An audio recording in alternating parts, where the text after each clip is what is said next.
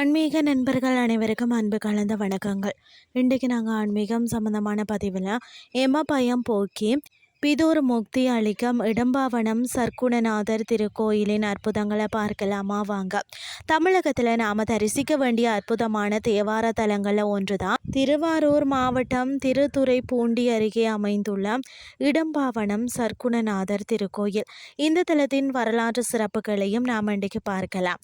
அதாவது சிவன் பார்வதி திருமண கோலம்னு சொல்லப்படுகிறது. அதாவது அகத்திய முனிவருக்கு இறைவன் திருமண காட்சி தந்த தலங்களில் இதுவும் ஒன்று.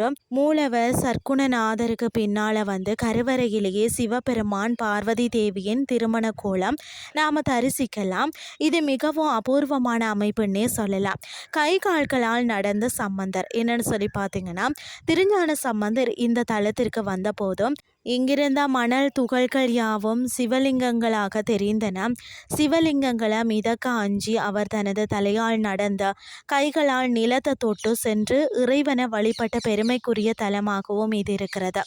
அது மட்டுமில்லாமல் பார்த்தீங்கன்னா, திருக்கடையூர் மார்க்கண்டேயன் மீது பாசக்கயிறு வீசியதால் யமனுக்கு ஏற்பட்ட சாபம் இங்குள்ள இறைவனை வழிபட்டு நீங்கியதாக கூறப்படுகிறது.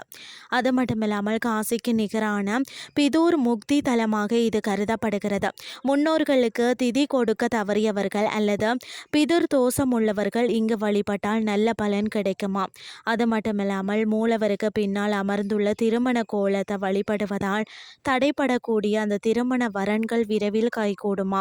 அது மட்டுமில்லாமல் இடும்பன் என்ற அரக்கன் தனது பாவங்கள் நீங்க பெற்ற தலம் என்றதால தான் நியாயமான கோரிக்கைகளுடன் வேண்டினால் எதிரிகளின் தொல்லையும் நீங்குமாம். அது மட்டுமில்லாமல் இந்த கோயிலில் உள்ள கஜலக்ஷ்மி, தட்சிணாமூர்த்தி மற்றும் சனீஸ்வரர் சிலைகள் ஒரே கல்லால், அதாவது ஒற்றைக்கல் சிற்பங்கள் செதுக்கப்பட்டவை. இவற்றின் நுணுக்கமான வேலைப்பாடுகள் காணத்தக்கவை அப்படின்னு சொல்லலாம். அமைந்துள்ள இடம் பார்த்தீங்கன்னா அருள்மிகு சர்க்குணநாதர் கோயில், அதாவது இடம்பாவனம் திருத்துறைப்பூண்டி வட்டம் திருவாரூர் மாவட்டத்தில் தான் அமைந்திருக்கிறது. உங்கள் வாழ்க்கையில் ஒரு முறையாவது செல்ல வேண்டிய அமைதியான அதே சமயம் சக்தி வாய்ந்த தலமாக தான் இது இருக்கிறது. இந்த தகவலை உங்களுடைய நண்பர்களுக்கும் பகிருங்கள்னு சொல்லி கூறிக்கொண்டு இன்றைய ஆன்மீகம் சார்ந்த பதிவை நிறைவு செய்து கொள்கிறேன். இதே மாதிரி மற்றும் ஒரு ஆன்மீகம் சார்ந்த பதிவோடு உங்களை சந்திக்கிறேன். நன்றி.